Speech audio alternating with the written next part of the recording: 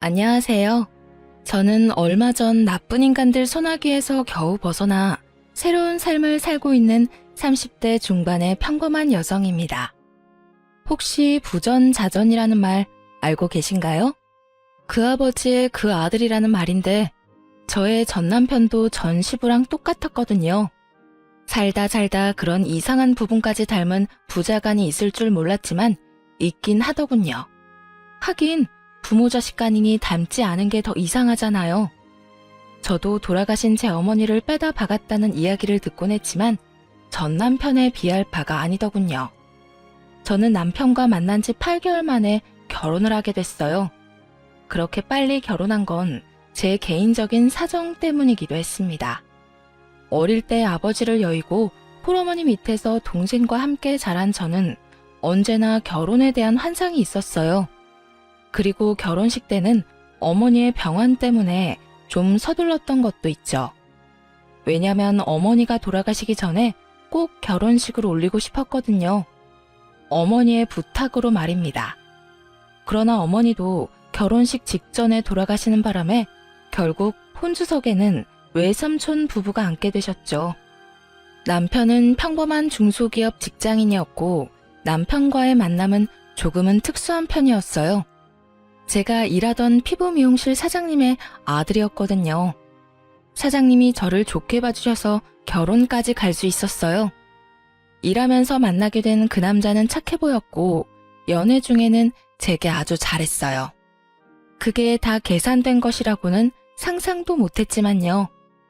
어쨌든 결혼하고 저는 행복한 결혼 생활을 꿈꿨는데 생각지도 못한 곳에서 그 행복은 조금씩 금이 갔어요. 제가 일하던 시어머니의 피부 미용실은 저와 시어머니 둘만 일하는 아주 작은 가게였어요. 하지만 동네 지인분들을 꽉 붙잡고 있는 매출이 잘 나오는 곳이었죠. 단골들이 많고 사랑방처럼 사람들이 모여 수다도 떠는 곳이 저희 피부 미용실이었어요. 그런데 아주 평범하기 그지없던 그날, 저와 시어머니의 눈을 의심할 일이 이 작은 가게에서 벌어지고 말았어요. 쾅 하는 소리와 함께 누군가가 들어왔어요. 미용 시술하고 있다가 깜짝 놀라 밖으로 나갔더니 제가 아는 얼굴 하나가 있었고요. 어머 아버님, 무슨 일이세요? 그래, 이 여편네 어디 갔냐? 예? 누구긴 여기 사장, 빨리 나오라고 그래. 앙칼진 목소리로 시어머니를 부르는 사람은 시부가 아닌 시부가 데려온 여자였습니다. 저는 처음에 무슨 빚쟁이인 줄 알았어요. 여자의 표정이 너무도 당당하고 몸싸움을 걸 것 같은 표정이라 순간 저도 당황했을 정도거든요. 무슨 일로 부르신 건지, 지금은 미용 시술 중이시라 나오시는 건 좀 그렇고 한 20분이면 끝나니까 기다려주시면. 20분? 내 시간이 얼마나 귀한 시간인데 이 여자한테 20분이나 할애를 한단 말이야. 안 나오면 내가 들어가야지. 그 여자는 급기야 방 안으로 들어가려고 저를 밀치려고 하더군요. 저는 당황한 마음도 잠시 살짝 화가 났어요. 제가 여기서 일하는 직원이긴 해도 시어머니의 며느리라 책임감도 있었거든요. 그런 상황에서 손님 다 떨어지게 만들 작정인지 다짜고짜 단골이 있는 곳에 들어가겠다는 말을 하니 열이 받아 저도 모르게 그 여자 앞을 가로막았어요. 무슨 일인지 모르겠지만 여기서는 안 돼요. 20분만 기다리세요. 야, 네가 뭔데 내 앞을 막아? 그래, 그년보다 너부터 작사를 내주지.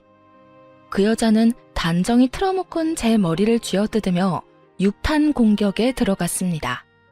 저도 참지만은 않았죠. 그 여자가 머리를 쥐어뜯으려 하길래 저는 그 여자 셔츠의 단추를 다 뜯어버렸어요. 옷이 뜯기니 당황한 여자가 제 손을 놓더군요. 머리는 산발이 돼서 우스꽝스러운 꼴로 시모와 손님이 들어가 있는 방문 앞을 지켰는데 밖이 영 소란스러우니 시모가 결국 손님에게 양해를 구하고 밖으로 나오더라고요. 그리고는 시부와 그 여자의 얼굴을 보더니 한숨을 푹 내쉬더군요. 도대체 여기가 어디라고 저 여자를 데리고 와? 당신 미쳤어? 돌았어? 생각이라는 게 있는 거야? 잘도 며느리가 있는 곳에 상간녀 데려와서 나 바람피는 시아버지요. 동네방네 소문내는 거야? 그제야 저는 그 여자의 정체를 알게 됐습니다. 시부의 상간녀, 그것이 저 여자의 정체였어요. 왜? 우리가 못 올 때라도 왔어? 그렇게 헤어져 달라는데 안 된다고 난리치고. 도대체 뭐가 문젠데? 왜 안 헤어지는 건데? 네가 이혼 안 해준다고 해서 내가 여기까지 온 거야. 그 이혼 때문에 여기까지 와서 행패야? 너네가 인간이야? 너네가 사람이 맞기는 하냐고. 정신 나간 것들. 불륜에 아무리 눈에 뵈는 게 없어도 적어도 인간답게는 굴어야 할 거 아니야. 너는 시아버지가 돼서는 며느리 직장에 와서 잘하는 짓이다. 어? 며느리가 너를 뭐로 보겠어? 여태껏 숨겼는데 고세를 못 참고. 다 필요 없으니 이혼이나 해줘. 아들은 이미 다 커서 우리가 있든 없든 상관없잖아. 미성년자도 아니고. 말 길게 섞지 마요. 경고하는데 당장 이혼 안 해주면 나 당신 미용실 매일 찾아와서 행패 부릴 거야. 각오하라고. 그렇게 한바탕 토네이도가 지나간 것처럼 두 사람이 사라지고 나서 결국 머리가 다 뜯긴 저와 정신과 마음이 너덜해진 시모, 그리고 영문도 모른 채 이 모든 일을 지켜봐야 했던 손님만이 남겨졌어요. 그런데 그 손님이 계산을 하며 그러시더군요. 저 여자 옆 동네 음식점에서 일하는 여사장인데 성격 대단하다고 소문났어. 그런 여자 상대로 세댁도 대단하네. 시부의 상간녀는 옆 동네에서 가게를 하는 모양이었고 3년 전부터 시부와 만난 모양이었습니다. 이미 제가 결혼할 때 시부모 사이 관계는 이미 금이 와장창 가 있었던 거예요. 그리고 제게 결국 모든 걸 들켜버리고 이혼까지 종용당한 시어머니는 이혼을 결심하더군요. 저라도 일하던 곳까지 와서 이런 행패 부리면 화났을 거예요. 이혼감이라고 생각했을 거고요. 저는 시어머니의 이혼을 응원하기로 했습니다. 직장 사장과 직원 관계를 떠나 그동안 저희 고부가 쌓아온 정이 생각보다 컸거든요. 저희 어머니 돌아가시고 장례식이며 도움 주신 것도 다 시어머니였고 제 어머니 노릇해 주신 것도 시어머니였으니까요. 그런데 불똥은 아주 이상한 곳에서 튀었습니다. 시부모의 이혼 소송이 치열하게 진행 중인 어느 날이었어요. 오래된 사이에다가 얽힌 게 많을수록 이혼 소송은 길어진다는 걸 감안한다면 아주 극초기에 벌어진 일이었어요. 그날은 저와 남편이 매달 60만 원씩 적금했던 돈이 얼마나 모였는지 확인하려고 은행 잔고를 확인 중이었어요. 그런데 이게 무슨 일인지 그 안에 있어야 할 돈 2천만 원이 아주 깜짝같이 사라졌더라고요. 저는 너무 놀라 퇴근하고 집에 온 남편에게 물었어요. 여보, 우리 매달 적금하던 돈, 그 돈 다 없어졌어. 그거 우리 아버지 잠깐 빌려드렸어. 뭐?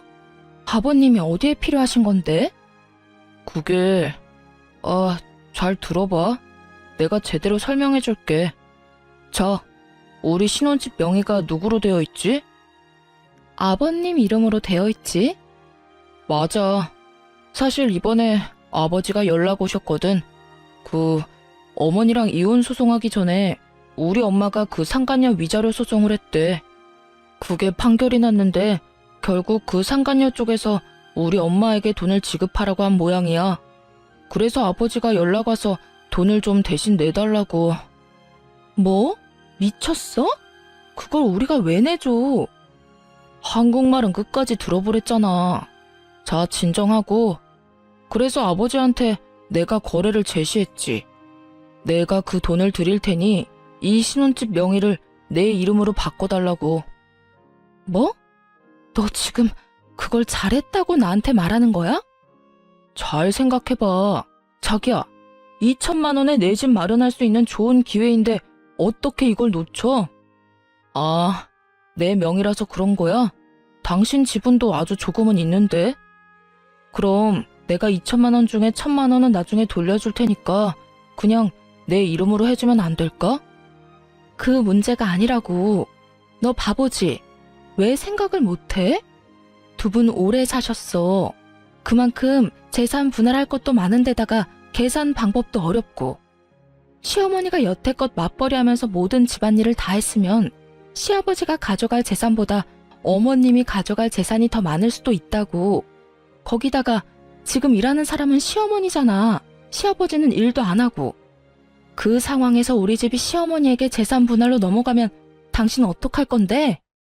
그때 되면 당신이 그 상간녀 위자료 내준 거 다 말짱 도루묵이야. 그때 돼서 그 돈 어떻게 받을래? 돌려달라고 말은 할 수 있겠어? 제 말에 남편 얼굴이 사색이 되더군요. 설마 그렇게까지 되겠어? 으이그, 그건 아무도 모른다고. 아버님이 돈으로 지불 가능하면 모를까. 현금 융통 안 되면 당연히 부동산으로 지급하게 될 수도 있지. 그제야 남편은 똥 됐다는 얼굴로 저를 바라보며 제게 묻더군요. 그럼 어떡하지? 그걸 나한테 물으면 어떡해. 당신이 아버님한테 물어봐. 도대체 언제 줬는데? 일주일 전쯤. 벌써 어머님한테 들어갔을 수도 있겠는데? 결국 남편은 똥 마려운 개처럼 빙글빙글 제자리에서 돌다가 바로 시아버지에게 전화를 걸었습니다. 아버지, 저예요. 혹시 제가 빌려드린 그 2천만 원 있잖아요. 그거 혹시 다시 돌려주실 생각 없으세요? 제가 가만히 생각해보니 제 와이프랑 같이 모은 돈인데 상의도 없이 써버린 것 같아서요. 그거 중요하게 쓸 곳이 있는 돈이라고 했는데. 야, 줬던 걸 왜 다시 뺏어? 이야기 다 끝난 거 아니냐? 그 돈 주는 대신에 아파트 명의 바꿔주겠다고 했잖아. 너 전화 잘했다. 너 돈 더 남은 거 좀 있냐? 예? 아니, 우리 이쁜이 위자료 말고 내가 내야 할 위자료도 생길 것 같다고 우리 쪽 변호사가 그러잖아. 내가 바람 피웠다는 이유로. 바람이 아니라 사랑인데 그걸 꼭 이런 식으로 표현하는데. 어쨌든 그것 때문에 내가 돈을 주긴 해야 한대. 그걸 네가 내줘야겠는데? 솔직히 내가 너무 손해보는 거 아니냐? 그 돈의 아파트면 진짜 너만 이득이지. 스피커폰으로 들려오는 시부 목소리에 남편은 말문이 막히고 저는 열이 받았어요. 저는 남편 전화를 획 뺏어서 말했죠. 아버님, 저 며느리예요. 남편이 저 몰래 그 돈 쓴 것 같은데 다시 돌려주세요. 저희 그 돈 쉽게 모은 거 아니고 써야 할 것도 있어요. 시끄럽다. 이미 다 끝난 일이야. 어디 남편이 한 일에 여자가 끼어들어서 일을 망치려고. 너도 네 시모처럼 되면 큰일 나. 여자는 자고로 남자에게 나긋나긋한 게 맛이다. 그렇게 남편 잡고 살면 너희 시모꼴 나는 거야. 알겠냐? 시부는 제 말을 들을 생각도 하지 않은 채 전화를 뚝 끊어버리더군요. 남편은 낭패라는 얼굴로 저를 쳐다봤고 저는 최후의 방법을 사용하기로 했어요. 시부의 상간녀가 저희 가게에 찾아왔을 때 그 상간녀가 일하는 곳이 어딘지 알았던 손님을 기억해냈어요. 그리고 그분께 연락해 정말 죄송한데 그 상간녀가 어디서 일하는지 알려달라고 했죠. 그분이 흔쾌히 가르쳐 주시면서 나중에 어떻게 됐는지만 알려달라고 하더군요. 그렇게 약속하고 저는 시부의 상간녀가 일하는 가게로 향했어요. 가게에는 손님이 몇 테이블 앉아 있었습니다. 저는 바로 전화로 제 남동생을 불렀어요. 그렇게 30분 지났을까? 남동생이 터벅터벅 이쪽으로 걸어오더군요. 제가 원하는 복장 그대로 왔더라고요. 제가 그 조폭들 문신한 것처럼 보이는 팔토시를 꼭 착용하고 최대한 그런 사람들처럼 보이도록 오라고 부탁했거든요. 동생은 원래도 덩치가 크고 키가 180이 넘는 거구인데 얼굴까지 좀 험악하게 생겨서 잘만 꾸미면 그런 느낌을 낼 수 있을 거라 생각했거든요. 역시나 그런 동생을 데리고 가게 안으로 들어가니 시부 상간녀의 얼굴이 싹 굳더군요. 그래도 이내 미소를 띠고 다가왔는데 이번에는 제 얼굴을 보고 다시 표정이 굳어버리더라고요. 저 기억하시죠? 그때 피부 미용실에서 일하던 여자예요. 얼마 전에 저희 아버님한테서 돈 2천만 원 받으신 거 있죠? 그거 저희 남편이랑 제가 모은 돈인데 돌려주셔야겠어요. 아버님한테 돌려달라고 했더니 직접 가서 돌려받으라고 하셔서 이렇게 일행이랑 같이 찾아왔어요. 그 돈을 왜 아가씨가 와서 찾아가? 내 애인이 준 돈인데 돈에 꼬리표라도 달렸니? 계좌에서 계좌로 넘어간 거면 꼬리표 달린 거랑 똑같죠. 어쨌든 저는 돈 주실 때까지 여기서 안 나가요. 그러니까 주던지 말던지 아주머니가 알아서 하세요. 저와 남동생은 테이블 자리 하나 떡하니 잡고는 그 자리에 앉았어요. 저만 왔다면 당연히 내쫓겼을 텐데 험악한 남자 하나와 같이 오니 내쫓지도 못하고 끙끙거리고 있더군요. 게다가 우리가 앉은 곳은 입구 쪽이었어요. 사람들이 들어오려고 안쪽을 기웃거릴 때마다 동생이 눈 마주치며 띠꺼운 표정 짓고 있으니 사람이 들어오지를 못하잖아요. 결국 시부가 왔더군요. 야, 너 도대체 여기서 뭐 하고 있는 거야? 뭐 하긴요. 떼인 돈 받으러 왔죠. 저희 돈 저희가 알아서 받아갈 테니 아버님은 끼지 마세요. 그리고 우리 남편한테 그 아파트로 거래하자고 꼬신 것 같은데 그 아파트 어머님한테 넘어가는 거라서 그렇게 거래하신 거죠? 어차피 자기 거 아닌 거 알면서 아들한테 사기쳐서 돈 달라고 한 거 아니냐고요.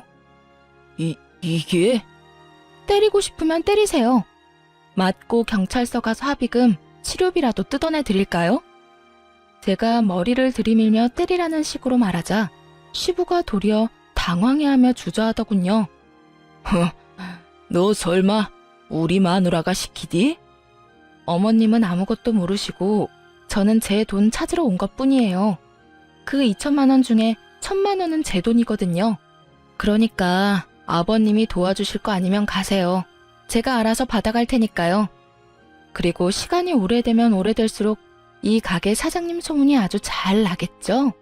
그 말 한마디에 그 시부와 상간녀는 항복을 선언했습니다. 동네 장사에다가 단골 장사인 건 이 집도 마찬가지였어요.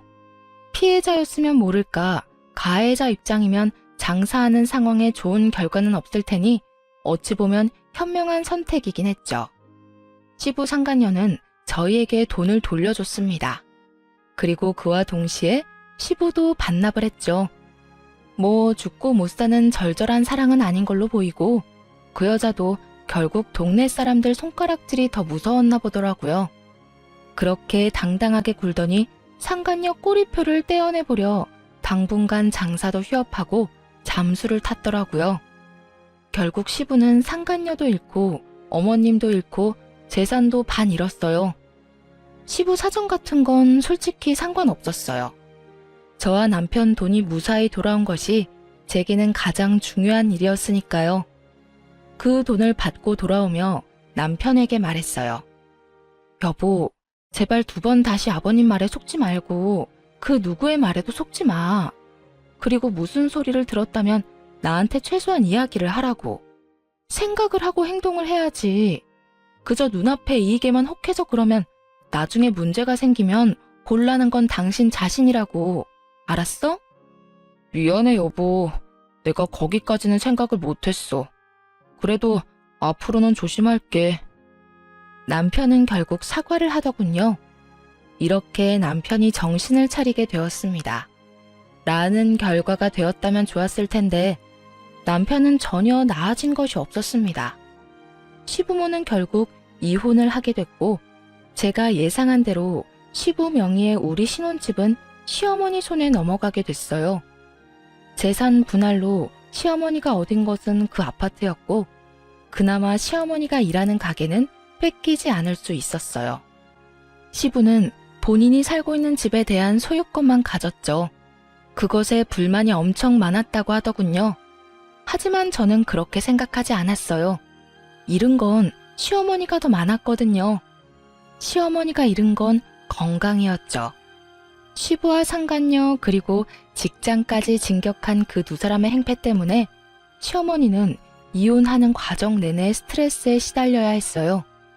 매일 머리가 아프다고 하는 데다가 위장병으로 식사도 제대로 못하다 보니 몸에 변화가 생기긴 하더군요.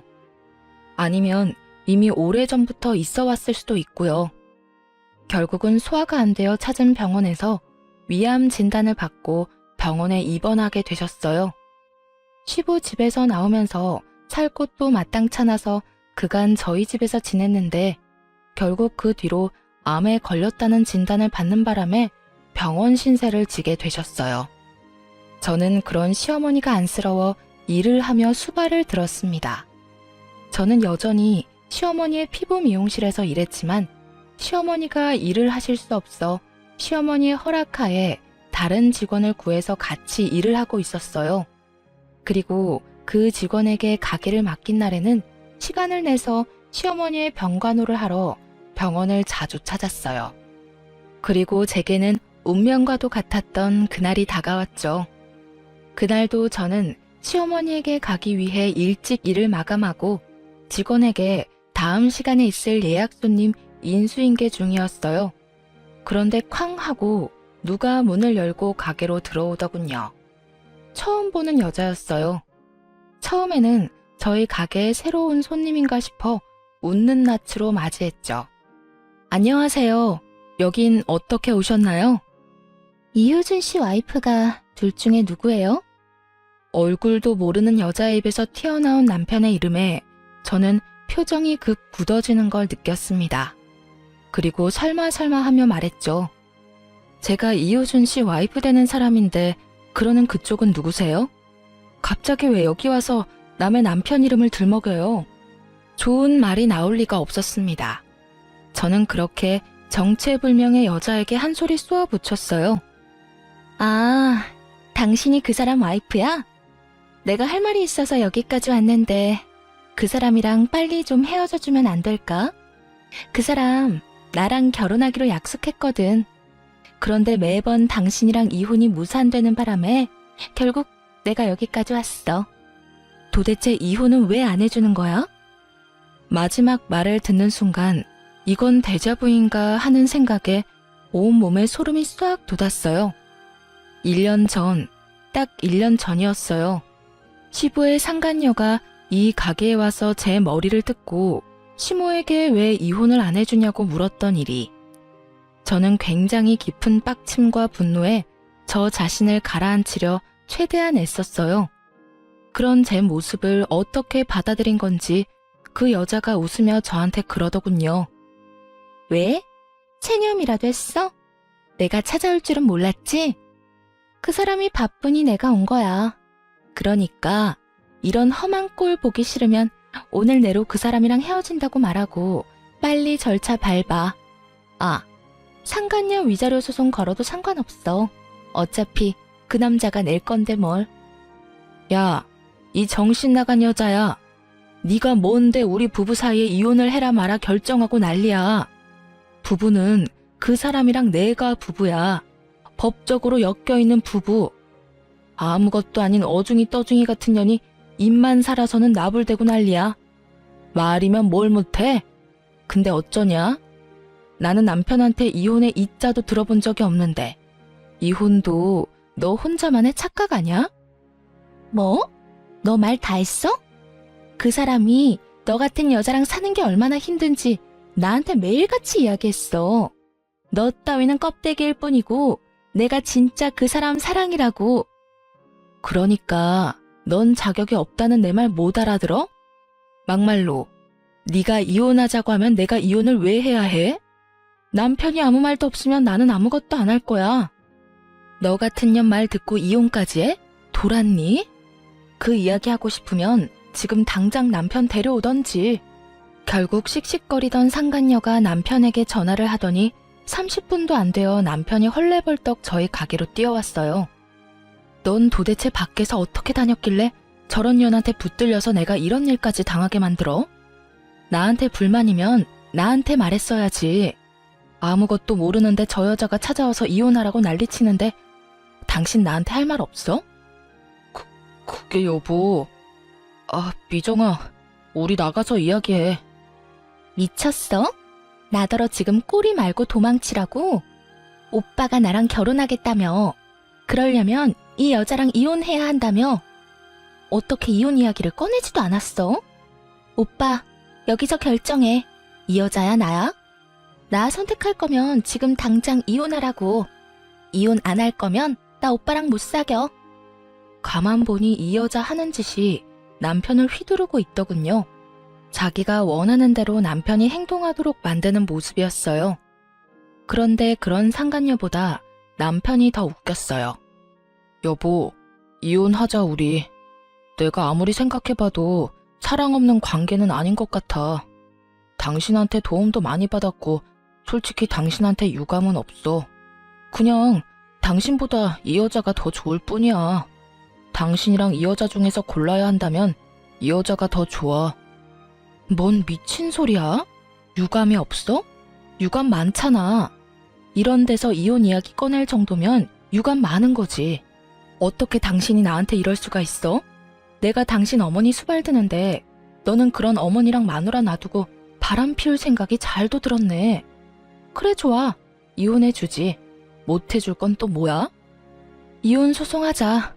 누구한테 더 이득인지 불행인지 한번 까보자고.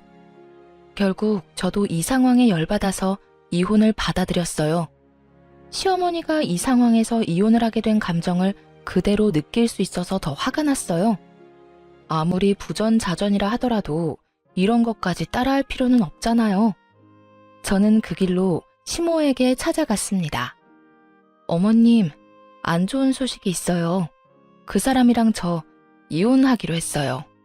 오늘 그 사람 상간녀가 저희 가게 찾아와서 이혼하라고 막 요구하고 거기까지 이야기했을 뿐인데도 시어머니 얼굴이 완전 놀라움과 분노로 뒤덮여 버렸더군요. 뭐라고? 진짜 아들이 상간녀를 데리고 왔어? 남편이 상간녀를 데리고 온 게 아니라 상간녀가 혼자 와서 저한테 이혼하라고 시켰는데 남편 부를 했더니 남편이 와서는 저한테 이혼하자고 하더라고요. 유감은 없는데 그 상간녀를 더 사랑한대요. 그래서 결국 이혼하기로 했어요. 이 미친 것들이, 이 새끼는 지혜미가 상간녀한테 무슨 짓을 당했는지 뻔히 알고도 그런 더러운 짓을 저질렀단 말이야? 안 그래도 아픈 엄마 병문안 한 번 안 오는 나쁜 놈이라고 생각은 했는데 진짜 이런 일이. 너 혹시 그 상간녀 나한테 좀 데려와 줄 수 있니? 저는 시어머니의 부탁을 들어드리기 위해 제게 매일같이 이혼하라며 문자를 보내는 상간녀에게 이번엔 제가 문자를 보냈어요. 주소와 함께 당신 시어머니 되실 분이 지금 그쪽을 보고 싶어 한다고요. 그랬더니 그 문자를 전해주고 일주일이 지난 시점에 병원으로 느긋하게 찾아왔더군요. 당신이 우리 아들이랑 바람 피우는 여자예요? 바람이 아니고 사랑이에요. 어머님, 저 효준 씨랑 사랑하는 사이예요. 아, 그래요? 그럼 하나만 물읍시다. 지금 내가 위암에 걸려서 입원 중이에요. 그 수발은 지금 며느리가 들고 있는데 우리 아들이랑 결혼하면 아가씨가 내 수발 들어줄 거예요? 네? 제가 그걸 왜 해요? 효준 씨가 저한테 그렇게 말했거든요. 어머니가 아프긴 한데 신경 쓸 거 없다고요. 병간호 같은 건 전문 병원에 맡기면 된다고 하던데. 이 여자는 이런 데서 점수 따고 있었네요.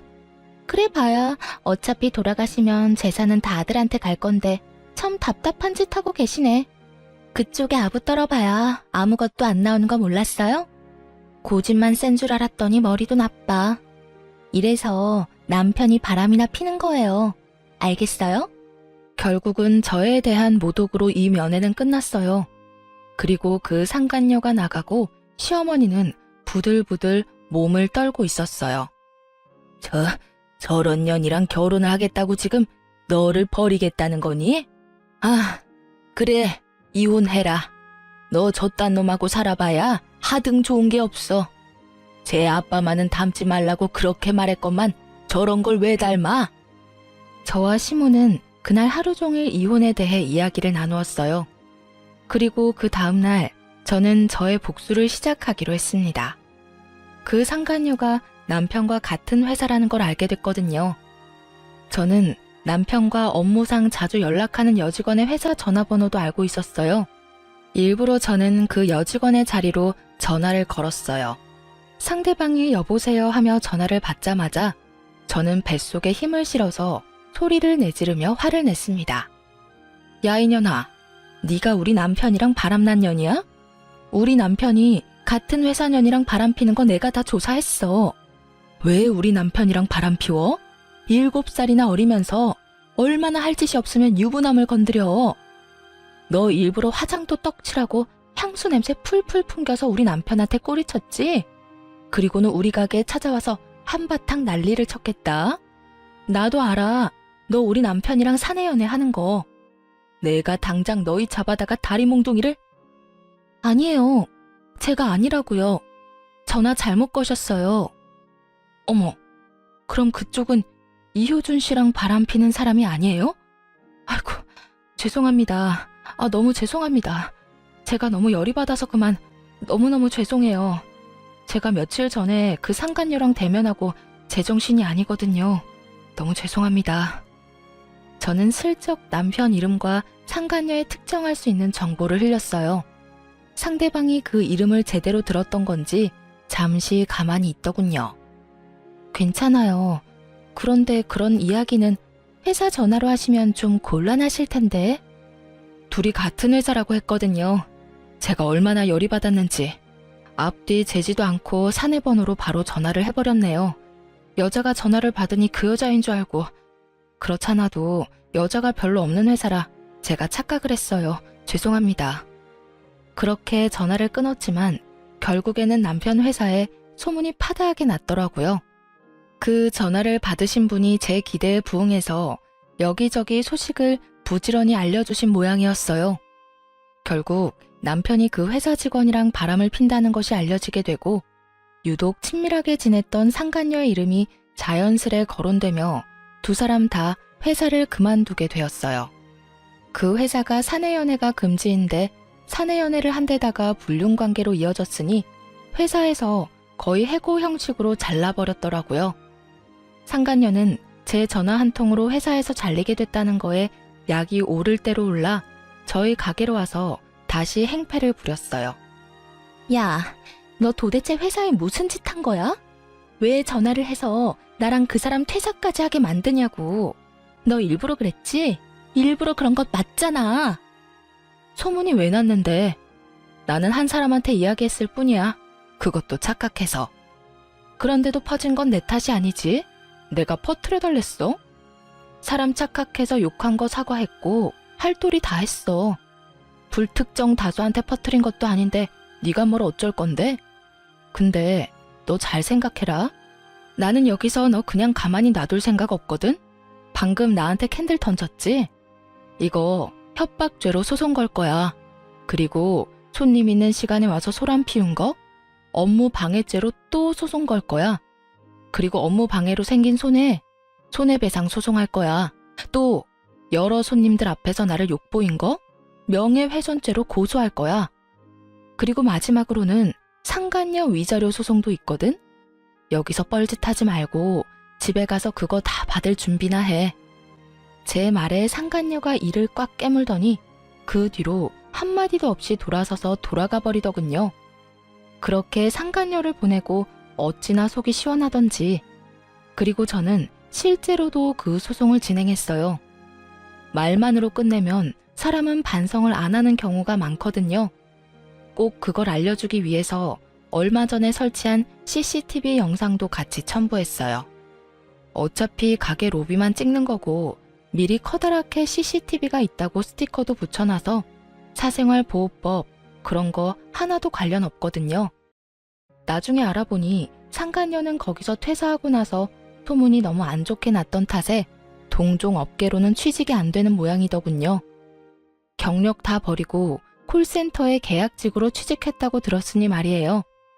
다른 사람의 악성 민원으로 감정 노동에 시달리고 있을 텐데 말 같지도 않는 말로 일반인을 분노케 한 장본인이 결국은 다른 이들의 분노를 고스란히 받고 있다니 참으로 속이 시원하더군요. 그리고 저에게 화를 내던 상간녀와 달리 남편놈은 퇴직금으로 제게 위자료를 지급하고 착실히 다른 곳에 취직을 했더군요. 그렇지만 급하게 취직하느라 급여는 예전보다 훨씬 적은 곳이었어요. 남편 놈이 왜 이렇게 쿨하게 구는지 저는 상간녀를 통해 대충 짐작하는 바가 있었습니다. 바로 시어머니 명의의 가게와 집, 그리고 시부 앞으로 되어 있는 시댁 아파트가 남편의 보험이었더라고요. 시모는 암치료 중으로 언제 죽을지 모르고 시부도 연세가 많아 곧 돌아가실 거라고 생각한 건지도 모르죠. 그렇지만 언제나 그렇듯 사람 일은 뜻대로 되는 게 하나도 없다는 걸 남편은 모르고 있었어요. 남편과 제게 이혼 판결이 떨어진 건 5개월이 지난 날이었어요. 그리고 그때부터 시어머니와 제가 뿌려놓은 씨앗을 고스란히 거둘 때였죠. 남편과 제가 이혼 확정된 것을 알게 된 시어머니는 헐값에 어머님의 피부 미용실을 제게 물려줬어요. 어차피 너한테 주려고 했던 거야. 그리고 지금 내가 아파서 일을 못하잖니? 네가 사장이 돼서 잘 이끌어준다면 내 마음이 더 편할 거야. 그리고 이렇게 이혼하고도 네가 나를 생각해주는데 내가 어떻게 너한테 아무것도 안 해줄 수가 있어? 그거야말로 인간의 도리가 아니지. 어머님, 그래도 이렇게 헐값에 파시면. 헐값이라니, 너 내 간병까지 해주지 않니? 늙은이 수발도 들고 일까지 도맡아 하는데 이건 헐값이 아니지. 결국 저는 시어머니의 성황에 그 가게를 물려받았고 대신 시어머니의 이름도 직원으로 넣어드렸어요. 언제고 다시 돌아오실 수 있도록 말이죠. 그리고 시어머니는 가게를 물려준 며칠 뒤 전 남편과 제가 살고 있던 신혼집마저 팔아버렸어요. 전 남편에게 말도 없이 팔았는지 전 남편이 병원으로 찾아왔더군요. 당신이 왜 여기에 있어? 아직도 시모 곁을 지키고 있는 게 이상해 보였는지 전 남편이 의아한 표정으로 묻더군요. 내 직원 내가 돌보는 게 뭐가 그렇게 이상해? 직원? 아, 맞다, 어머니. 어째서 이 사람한테 가게를 주신 거예요? 내 가게를 내 직원한테 물려준 건데 뭐가 이상하니? 아니, 이 사람 이제 저랑 헤어졌다고요. 아무 관련 없는 사람이잖아요. 왜 관련이 없어? 너보다는 훨씬 나하고 더 관련이 있는 사람인데 1년이다. 장장 1년 동안 너 나 입원한 병원에 코빼기도 안 비췄어. 네가 인간 새끼면 적어도 1년에 4번은 찾았어야지. 설날, 추석, 내 생일, 어버이날. 그런 아들놈이 1년 만에 찾아와서 하는 소리라고는 내 가게 내가 어디다 팔든 네가 신경 쓰지 마. 네 거 아니야. 그러면 아파트는요? 아파트도 왜 갑자기 팔아버렸어요? 갑자기 부동산에서 집 보러 와서 얼마나 놀랐는지 아세요? 왜 놀래? 그 집이 네 집이야? 나는 언제까지고 너한테 맡기겠다는 말 한 적 없어. 그러면 당연히 언제고 나갈 수 있다고 생각했었어야지. 아니면 전화라도 해보던가. 전화도 한 통 없었던 주제에 이제 와서 발등에 불 떨어지니까 찾아와서 질질 짜는 소리를 해? 그래서 그 돈은 어쩌셨는데요? 설마 다 쓰셨어요? 그러면 저한테 물려주실 건 하나도 없으시잖아요. 없다 이놈아. 물려줄 돈? 내가 언제 죽는다든? 아니면 너 내가 죽기를 원해서 이러는 거냐? 죽어줘. 죽어도 다 네 거 아니야. 벌써 주인한테로 다 갔다. 어머니, 왜 이렇게 못되게 구시는데요? 제가 아들이잖아요. 아들이 1년 못 찾아왔다고 이런 식으로 행동하실 수 있어요? 바빠서 그랬다고요, 바빠서. 바빠?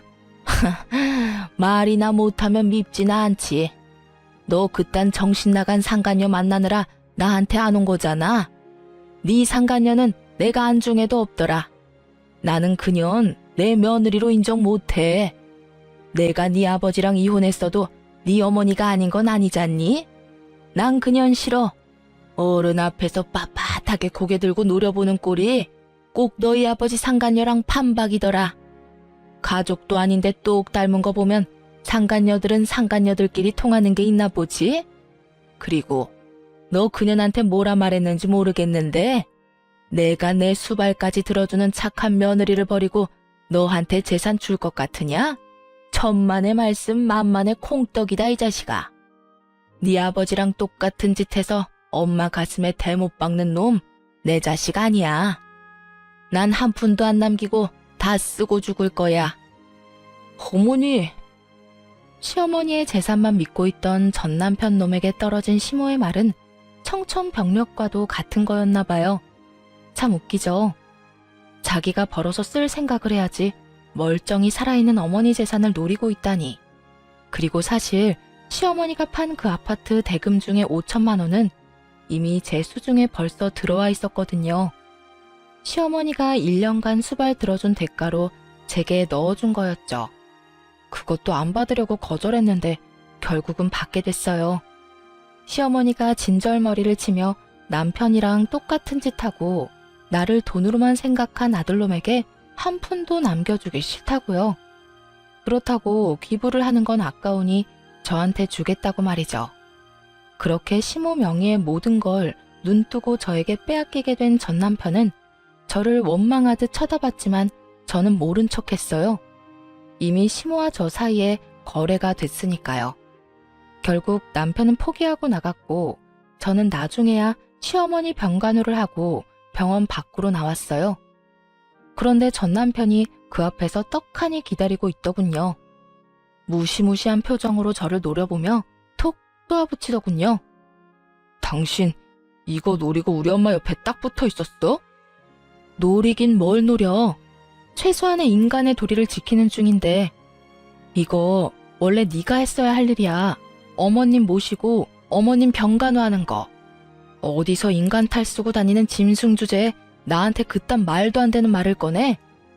여태껏 다 팽개치고 열심히 딴 년이랑 하하호호 즐겁게 잘 노며 더러운 짓 했던 주제에 감히 누구한테 그딴 소리를 해?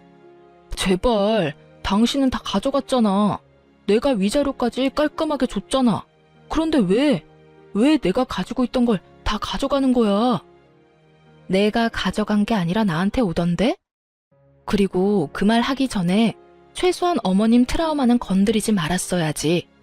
상간녀가 가게로 쳐들어온 경험이 한 번이면 몰라도 본인 병간호하는 며느리한테도 일어났다고 생각해봐.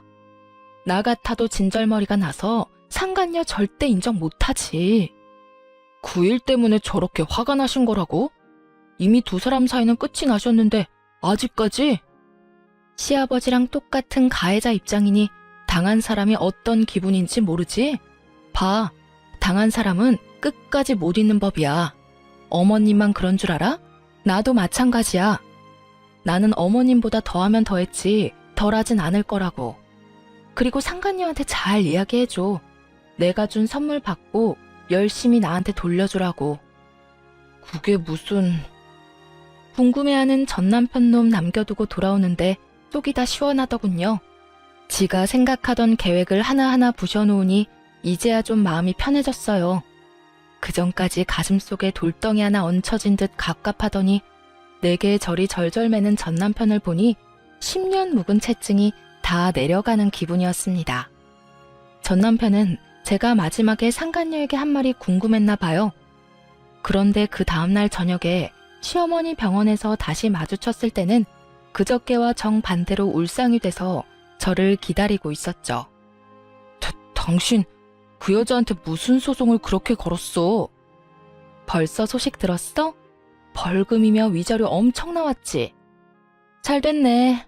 나도 혼자 살려면 걱정이었는데 이렇게 위자료 두둑히 챙기게 돼서 다행이고. 그 소송이 뭔지 알고 싶어?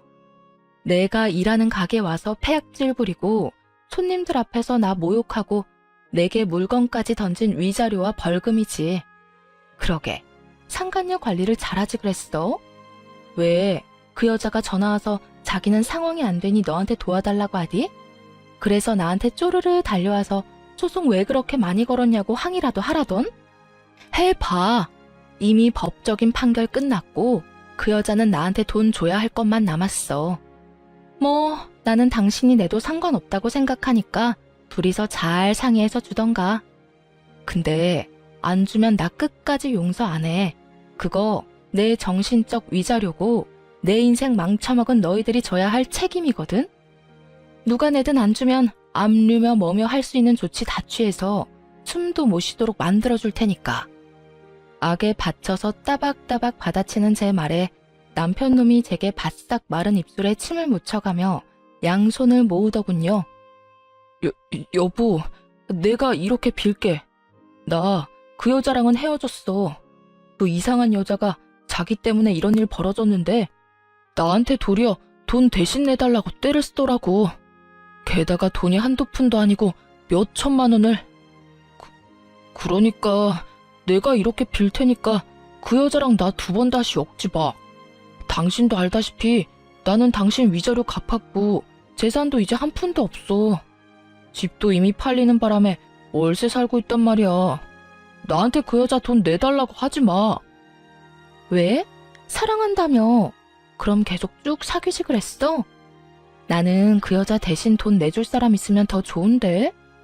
미안하다고 했잖아, 여보. 누가 여보야? 나 네 여보 아니야. 우리 이제 남남인 거 몰라? 알았어. 그 여자한테 당해보니까 당신 소중함을 알았어. 그러니까 우리 다시 시작해보지 않을래? 내가 정말로 잘못 생각하고 있었던 것 같아. 내 인생 구원해주는 게 당신이라는 걸 이제 깨달았어. 그 여자가 가는 곳곳마다 사고만 쳐서 내가 수습해야 하는데 당신은 다르잖아. 저는 재수없는 표정으로 남편에게 살며시 가운데 손가락을 내밀어주며 썩은 미소를 날려줬습니다. 헛소리는 상간녀한테 가서 하시고요. 나는 그럴 생각 1도 없으니 이만 내 앞에서 꺼져. 결국 전 남편은 철벽 같은 제 모습에 상심하고 돌아서더군요. 그러게 있을 때 좀 잘하지. 항상 나쁜 놈들은 잃고 나서 후회를 하더라고요. 시아버지 상간녀 위자료로 우리 돈 뺏겼을 때도 제가 나서지 않았으면 돈 잃고 집도 잃고 나중에 후회만 했을 놈이 살려줬더니 나중에 이런 식으로 은혜를 원수로 갚는 걸 이미 알아버렸는데 제가 돌아올 거라 기대하는 건 무슨 정신 나간 생각인지. 어쨌든 이렇게 저는 전 남편과 손절하고 열심히 새로운 인생을 살고 있습니다. 사실 이혼하고 그 집 나온 것 말고는 크게 변한 것도 없어요. 하던 일도 똑같고 직장도 같으며 환경은 예전과 비슷해요. 그렇지만 그 사이에 좋은 일도 있죠. 시어머니의 암 치료가 잘 돼서 요즘은 제 피부 미용실에서 같이 지내며 일하고 계시거든요. 제가 열심히 병간호를 했더니 지금은 이렇게 간단한 일 하는 것 정도는 하실 수 있게 되어 너무 좋아하세요. 그리고 시부는 어떻게 됐냐고요? 시어머니를 괴롭혔던 그 상간녀에게 결국 시댁주택을 담보로 대출받아서 위자료를 지급해줬다고 하더군요. 그리고 그 상간녀는 그 돈 받고 시아버지를 뻥 차버렸대요. 그런데도 여전히 자기 버릇 남 못 주고 시부는 다른 여자를 열심히 만나고 계시더라고요. 참 대단한 사람이네요. 본능에 그렇게 충실하게 사실 수 있다니. 저로서는 상상도 못할 일인데 어쨌든 그쪽과는 이제 전혀 연이 없어 만나지도 않고 우리 손님들을 통해서 여기저기 소식은 간간히 듣고 있어요. 아참, 상간녀한테 한 번만 더 까불면 매운 소속 맛을 보여주겠다고 말했더니 더 이상 연락이 없더군요. 그 화살은 전부 전 남편에게 돌아가 열심히 저 대신 그 원망 다 듣고 있다는 것도 잘 들었고요. 그러게 한 번의 선택에 영원히 고통받을 수도 있다는 걸 잘 알았어야죠. 둘 다 서로에게 열심히 고통 주고 있으니 저는 이제 관심 끊어도 될 것 같아요. 제 사연은 이제 끝이 났네요. 이야기 들어주신 분들 모두 감사합니다. 오늘도 좋은 하루 되세요.